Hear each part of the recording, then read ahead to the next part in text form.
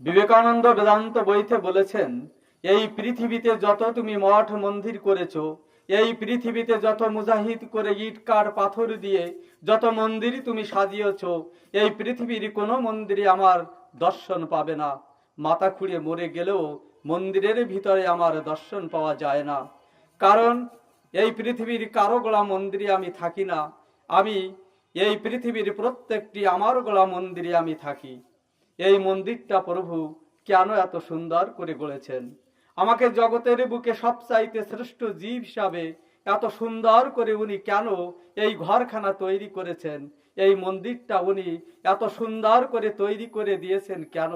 কারণ তিনি নিজে বসত করবেন বিধায় উনি আমার এই ঘরখানা এত সুন্দর করে তৈরি করে দিয়েছেন। যত সময় উনি আছেন দেহের ভিতরে নিত্য বৃন্দাবন ধাম কয়।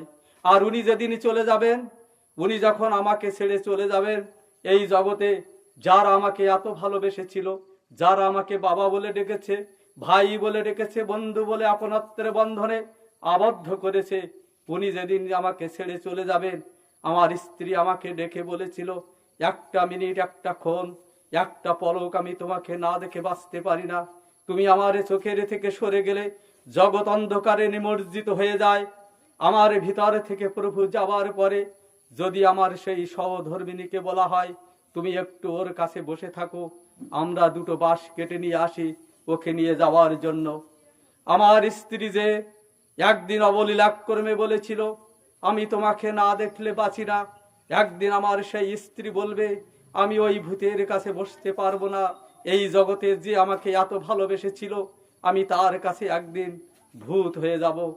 আমি এই জগতে যার জন্য এত মানুষের ভালোবাসা পেলাম, আমি যার জন্য এত মানুষের সমাদর পেলাম, আমি একবারও তাকে দেখবার বাসনা করলাম না।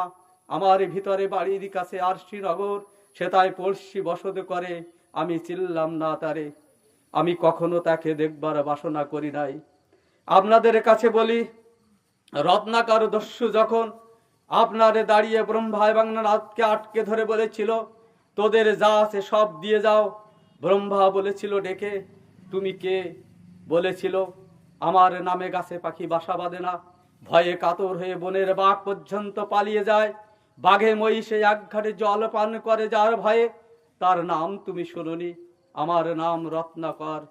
ব্রহ্মা তাকিয়ে বলেছিল, বাহ, অপূর্ব তোমার নাম, তোমার ভিতরে আছে রত্নের আকর। সেই রত্নকে যদি যত্ন করা যায়, তাহলে সেই গাছে তো ফুল ফুটে, প্রভুর চরণ পায়।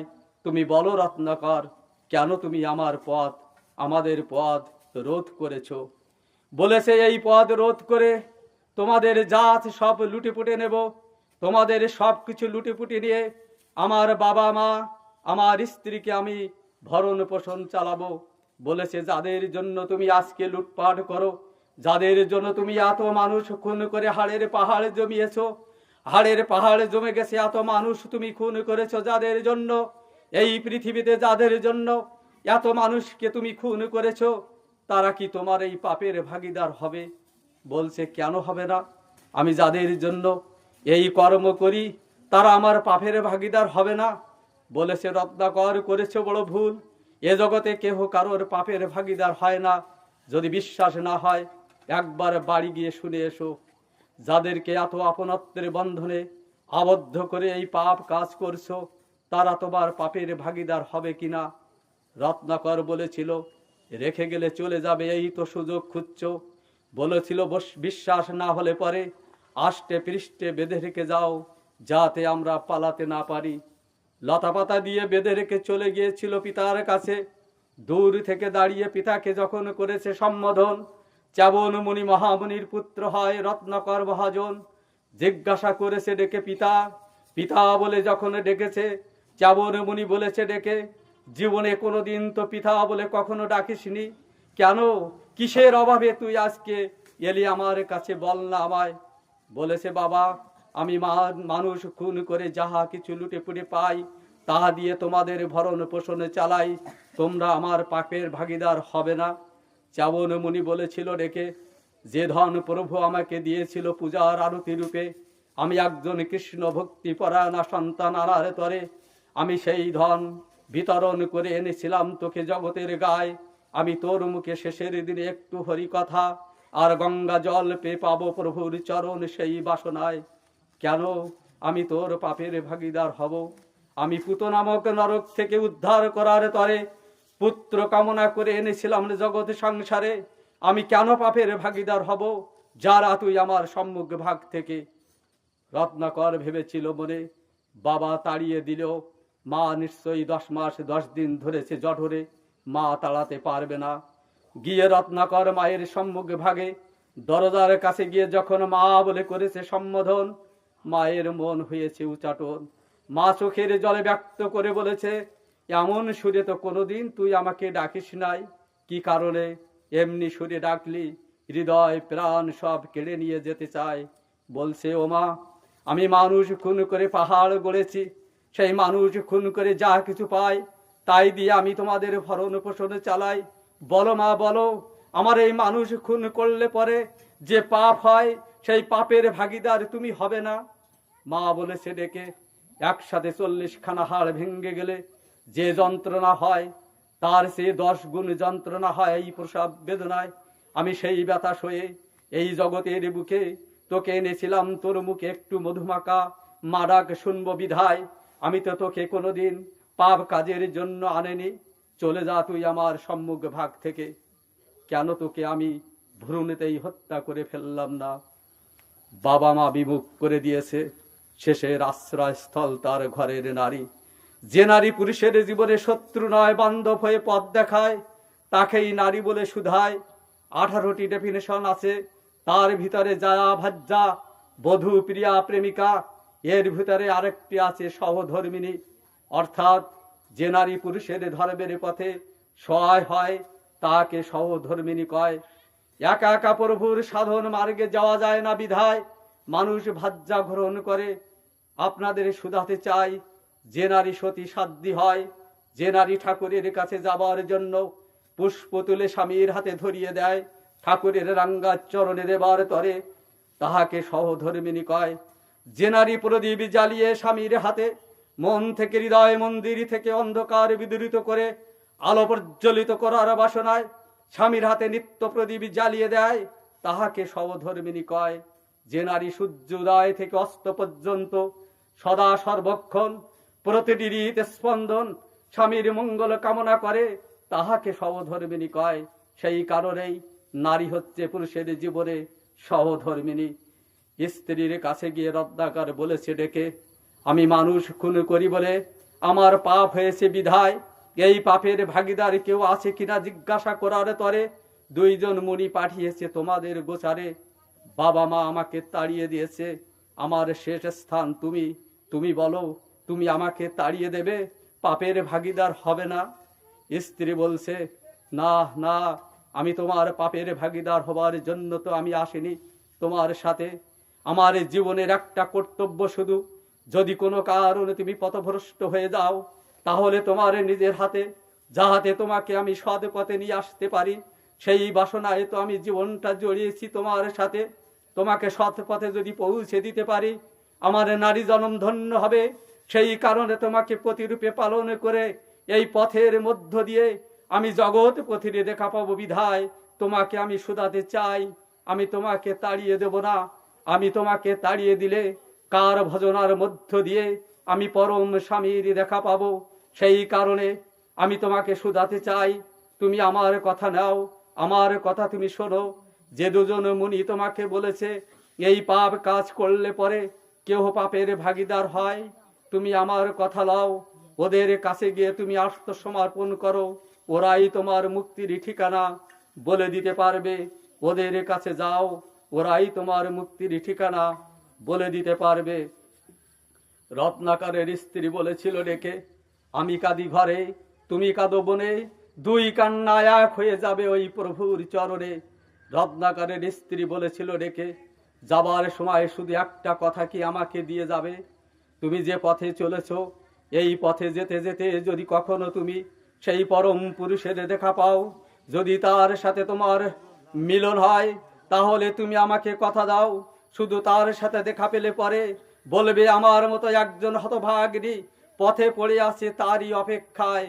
রত্নাকর বলেছিল, যে পথ দেখিয়ে দিলে তুমি আমাকে, আজকে এই পথে যেতে যেতে যদি প্রভুর দেখা পাই, আমি কিছু চাইবার আগে আগে তোমার জন্য চেয়ে নেব। রত্নাকর ছুটে গিয়ে দুই মুনির পাশে বন্ধিত অবস্থায় দাঁড়ানো যেখানে, সেখানে গিয়ে সে চোখের জলে বিভূষিত হয়ে বলেছে হাতে মুঙুর নিয়ে, এ জীবন আর আমি রাখবো না। বলেছে কেন? রত্নাকর বলেছিল, আমি জনম ধরে শুধু ভূতের বেগারে খেটে গেলাম। আমি এই জগতের বুকে যা করেছি শুধু ভূতের বেগারে খেটেছি। আমি পরম তথ্যের জন্য কিছু জোগাড় করতে পারি নাই বিধায় আমার মতো নরাধম এই জগৎ সংসারে নাই। তাই এই জীবন আর আমি রাখবো না। এই মুঙুর দিয়ে বাড়ি মেরে ব্রহ্মার রন্ধ্র ভেদ করে আত্মাকে পাঠিয়ে দেব। ব্রহ্মা বলেছে ডেকে, দাঁড়াও রত্নাকর, তুমি আমার কথা লও। কত সাধনা করে পেয়েছো এই স্বাদের মানব জনম, হেলায় হারিও না। তুমি একটা কাজ করো, তুমি আমাদের দুইজনের বাঁধন খুলে দাও। রত্নাকর নত হয়ে চোখের জলে হাঁটু গেড়ে দিয়ে দুই হাত জড়ো করে নিবেদিত হয়ে বলেছে, আমি তোমাদের দুইজনের বাঁধন খুলে দিতে পারি যদি তোমরা আমার এই ভববাঁধন খুলে দাও। আমার ভববাঁধন খুলে দিলে পরে আমি তোমাদের বাঁধন খুলে দিতে পারি।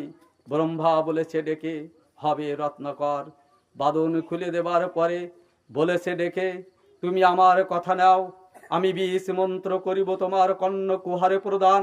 সেই মন্ত্র দানে হবে তোমার চৈতন্য উত্থান। তুমি যাও, একবার গঙ্গার জলে নিজেকে অবগাহন করে পুত পবিত্র হয়ে এসো। যাও, ভরা যৌবন গঙ্গা উতলায়। রত্নাকর বড় বাসনা করে গঙ্গাকে পাবার তরে চলেছে ক্ষিপ্র গতিতে। গঙ্গা স্নান করে গুরুর প্রসাদ নেবে বিধায় যখন চলেছে গঙ্গার দিকে, গঙ্গার কিনারে গিয়ে দেখতে পায় গঙ্গা শুকিয়ে কাঠ হয়ে গিয়েছে, এক বিন্দু জল নেই। ভরা যৌবন উতলায়, পূর্ণিমার তিথি শোভা পায়, গঙ্গায় এক বিন্দু জল নেই। রত্নাকর গঙ্গার তীরে দাঁড়িয়ে মা গঙ্গাকে বলেছে ডেকে, শ্রীগুরুর শ্রীপাদ পদ্মে শ্রীমন্দাকিনী নামে ভগীরথ এনেছিল বিধায়, ভাগীরথী হলি বিধায় এই জগতের সমস্ত পাপ থেকে জীবকে বিমুক্ত করে গুরুর পাদ পদ্মে পৌঁছে দেবার বাসনায়। ওমা, জগতের সকলের পাপ ধরে নিলি, আমার পাপ ধরবে না বিধায় আগের থেকে শুকিয়ে গেলি। আমি কত বড় পাপী মা, এই জগতে আমি কত বড় পাপী। রত্নাকর নেমে গঙ্গার ভিতর থেকে কাদামাটি তুলে হাতের উপরে রেখে বলেছে, ও মা, এই দেখ, এই কাদামাটি হাতে নিলাম, মাখবো আমার এই অনিত্য দেহে। এই অনিত্য দেহের গায়ে মেখে নেব কেন জানিস মা? নিত্য তোর বুকে কত ঋষি মহাজন বৈষ্ণবরা স্নান করতে আসে, ওদের পদধূলি নিশ্চয় লেগে আছে এই মাটির গায়ে। তোর কৃপা না পেলেও সাধু বৈষ্ণবের কৃপা পাবো। রত্নাকর বলেছে ডেকে, তোর কৃপা যদি নাও পাই তাহলে অনন্ত সাধুগুরু বৈষ্ণবের কৃপা পেয়ে যেন একদিন তোর কৃপা পাই। রত্নাকর ছুটে এসে বলেছে ব্রহ্মার কাছে, আমার পাপ সইল না বিধায় গঙ্গা শুকিয়ে গেছে। ব্রহ্মা বলেছে ডেকে, নারদ, তোমার কৌমণ্ডলিতে অনন্ত গঙ্গার জল প্রবাহিত হয়, 3 বার শ্রী বিষ্ণুকে স্মরণ করে ওর গায়ে ছিটিয়ে দাও।